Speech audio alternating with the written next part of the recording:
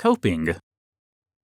I was folding laundry one Saturday on my bed when I received a FaceTime call from Eli. He'd missed the last USGA meeting, so days had passed since we last saw each other.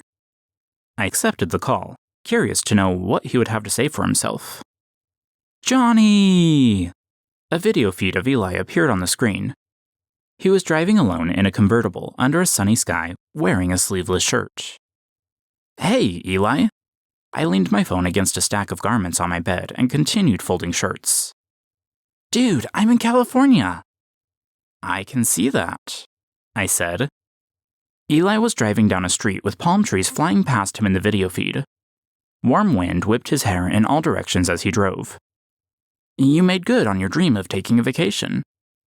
"Oh my god, it's so awesome," Eli said. "Yesterday, I went to North Hollywood. I kissed like 50 gay guys." "Sounds exciting." I placed a folded shirt atop the pile on my bed beside my phone. "You should have come." "I have class and stuff." Granted, I wasn't doing so well this semester. Homework was burying me alive. But gallivanting to California wasn't the answer. I dropped all my classes. My mouth fell open. "You pulled out of school?" "Yeah, man." Eli sounded thrilled with the prospect. "It wasn't happening for me this semester, and now I'm in California." "Did you move?" The conversation rubbed me the wrong way. I was hating life and failing at school. Eli was in the same situation, but his solution was to drop everything and go to California. "No, I'll be back in a week." "You flying? Where'd you get your car?" I asked. "It's a rental. I'm 25. I can rent cars now." "How exciting." "I'm thinking of dyeing my hair blonde while I'm out here." Eli finger-combed his hair using his rearview mirror. I scrunched my eyebrows. "Oh, don't do that." "Why?" "I just feel like every gay person goes through a blonde phase," I said. "I'd look so good, though," Eli said. My scoff turned into a laugh. "Follow your heart, man." Ah, yes, so much to consider. Anyway, I just wanted to check in and see how things are going. I'll let you get back to your laundry and stuff. Several days had passed since I last heard from Easton, and good old Mr. Anxiety took that as his cue to initiate his favorite macro, codenamed Rip Out Johnny's Stomach and Paint the Walls.exe. I stayed in bed for 2 days. On day 3, I snapped. I refused to continue loving Easton, or even to be friends with him. He brought too much uncertainty into my life. The anxiety was debilitating. I had experienced depression various times before, but never anxiety. This was new, and it was painful. I drafted this text to Easton. "I hope you don't have any hard feelings about this, but I unfriended you on my social media accounts, and will probably delete your number after this text. I'm too emotionally unstable right now to maintain a friendship between us. I do still have feelings for you, and every time we talk, I start to hope that we will eventually date. Then I realize nothing has changed for you, and you were just being a good friend. I get depressed and see little point in living anymore. It's not your fault. I'm just an emotional wreck. I wish we could be better friends, but I feel like I need to simply cut you out of my life entirely. I hate doing this, but I don't know what else to do.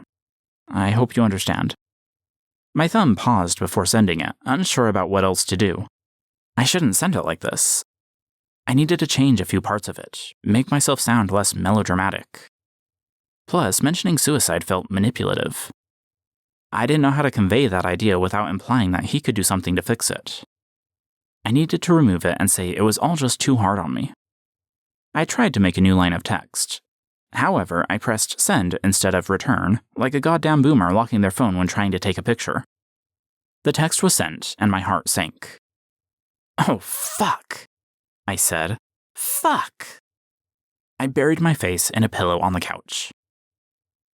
5 hours passed. I got wrangled into watching a movie with my new FHE group. During the movie, anxiety moved in, and I knew I had to speak with Easton again. I opened Facebook Messenger. Even though Easton and I weren't friends anymore, I hadn't blocked him. I could still message him. "Me. Hey, Easton. I'm really sorry about my last message. I've been super wishy-washy lately. I'd like to clarify what I was saying, if you'd let me. Can we talk for like 10 minutes? Easton. Johnny, you made your point loud and clear. I'm not upset, but I do think it'd be best if you just stopped talking to me completely. I think talking for another 10 minutes will just make it worse. Sorry, it has to be this way. I needed more resolution. I needed him to explain himself. Me. Mainly, I just wish you would tell me why you don't like me anymore. You never told me. If I had a reason, I would at least understand why and be able to move on. Easton. I don't know why exactly I stopped liking you. This kind of thing just happens to me. If you want a reason, a lot of it came because you are so wishy-washy and seem to lack confidence. I wanted someone I could rely on, but you didn't seem like you were that person. We just grew apart, and I realized I didn't really like you. I wasn't confident enough? The words sent a scythe through my neck. It was like that first bad book review when you're still too inexperienced not to take it personally. The words felt judgmental, scornful, and dripping with superiority. Maybe if I just had his mind, I would be good enough to be considered. No, Easton didn't know me well enough to judge. He got the worst in me at every turn.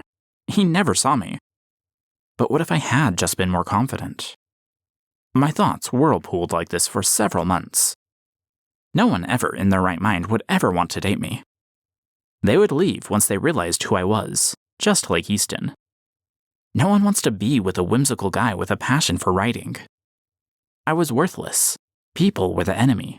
I was short, skinny, awkward, unattractive, awkward, antisocial, unambitious, unpublished, plain, awkward, uninteresting, insecure, unconfident. Easton couldn't be right about me. It wasn't fair for him to relegate me to this nothingness. So superior and self-assured in his own attractiveness, his confidence and intellect, his nebulous standards for those he allowed into the confidence of his love. And I waited from afar in this outer darkness of thought and consideration. I hated him because I would never be good enough for him. Easton would never love me, and I would never love again. I had reached a mental stalemate. Having sealed my fate, I made good on my promise. I deleted Easton's number from my phone. I also deleted the texts. He was gone.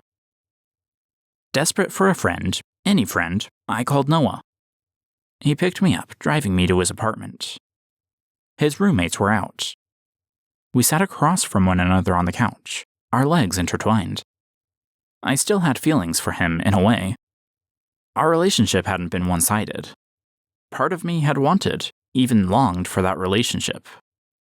It was the springboard to launch me into a new understanding of life and the world. I've just been down, I said to him. The conversation had turned very serious very fast. I've thought a lot about suicide, and sometimes I worry about being alone. Like, what would happen if one day I'm alone and I just decide I don't want to do it anymore? Noah's eyes reflected my pain. I've dealt with a lot of depression. If you're ever having a depressive episode, call me, he said. I don't care if you don't want to talk with someone. Call me. Don't just sit around. And do not hurt yourself. Okay, I said. Being with people can help me when I'm down, but not always. Either way, call me. I nodded. Sometimes my self-hatred grew so intense that the only way I could ease it was to spend time with someone. It felt like I was always one day away from suicide. Distracting myself and friends was the only way to survive. I've been drinking, Noah said. He looked down, staring at the ground. His leg against mine lifted and fell. I've been going to this club in Salt Lake. My insides twisted, and not just because I disdained the idea of going to a club and drinking. Noah was going downhill, emotionally. His self-hatred was almost as evident as my own inner loathing. I couldn't help but feel I was to blame. I don't know if he ever loved me, but getting over our relationship must have been hard on him. It wasn't fair, and for that I felt sorry. I know I probably shouldn't drink. Noah's head fell against the couch's armrest. I'm just so tired of feeling terrible about myself, like all the time. My eyes went out of focus, causing Noah's fireplace to split in two. I felt a strange mutual emptiness. Nothing was right with the world, and no amount of effort could fix it. I kind of need to tell you something, Noah said. I've been seeing a counselor too. Well, I've been seeing her for a while, but she told me I need to practice expressing myself, or whatever. And I guess I'm supposed to start with you. I'm sure my eyes widened at this ominous lead-up. Okay. Back during Christmas break, when we were going to see Star Wars, but then you left without telling me. Noah looked away from me. That was kind of shitty. His words confirmed a suspicion within me. I looked at him with a pained expression. I know. I'm sorry. I haven't really known what I'm doing this year. It's not an excuse, it's just... everything is confusing. My voice shook, and a slight sob escaped me. Noah grabbed my hand, looking at me with a shocking level of concern. It's fine, he said. I mean, it's not fine, but it's fine. I squeezed his hand. Are you okay to still be friends? I invited you over, didn't I? Noah said. I shrugged. Inviting me over doesn't preclude stuffing my body into your trunk. Noah snorted. How have you been, since you broke up with me? I gave a half laugh to keep myself from crying. Easton, I couldn't talk about him, but there were other things in my life. I talked to my bishop the other month and had to attend a disciplinary council. Noah's face froze before he gave a half nod. Because of me? I shrugged, trying to imply I didn't place him at fault. Yeah, but I don't blame you or anything. What happened? You're still at BYU, right? I'm on probation. It hasn't affected my schooling so far. Noah shook his head, his expression screwing up in disgust. Such bullshit. I'm fine with the decision. You shouldn't be, though, Noah said, and there was a surprising amount of bitterness in his voice. This is your education, and it's in their hands. No one should be able to take that away from you. I don't care if they claim to be called of God. He spat out the word God like it was a curse. I looked away, feeling awkward. He didn't understand. Why should I hide and feel like I must live a lie? I had agreed to the honor code. Every BYU student had. People should accept responsibility for their actions. I believed that while also believing I deserved no punishment, so make of that what you will. We sat in silence for a long time. Noah massaged his eyes, still processing my stubborn stoicism. The past month had made me stoic about a lot of things. The church, school, dating, if perhaps not Easton specifically, and death. I didn't want to die, but sometimes I no longer cared if I did. That paradox brought me both fear and peace. Do you ever think about how you'll die? I asked. Noah's gaze drifted to me with heavy eyes. Doesn't everyone? Maybe, I said, letting the words fall between us across the couch. Sometimes I wonder if suicide is avoidable, for me. Are you still seeing your counselor? Every 2 weeks or so. I'm going tomorrow.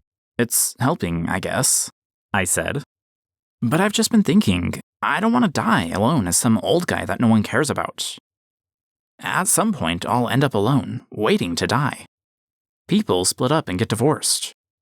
I don't see myself making it to old age with someone by my side. In my 40s, maybe 50s, I'll be alone. My parents will be gone, siblings engrossed in their own lives. I won't have kids. It'll just be me. Noah glared at me, like somehow I was wrong for voicing that uncomfortable truth. You don't know that. Maybe you'll live a long life with someone. And what if they die first? So what if they do? Noah asked. You still have time. What if they die when I'm 80 and can't take care of myself? I asked. It would be better to kill myself once they're gone. Better that than wait to be trapped in my body with a mind that can't function. Noah rubbed his brow, looking like a man on the brink of exhaustion. His voice when he spoke was quiet, bitter. I'm probably the worst thing to ever happen to you. I leaned forward, grabbing his shoulder to pull myself into his embrace. You're not the worst thing to ever happen to me. His posture didn't believe me, his body stiff against my hug.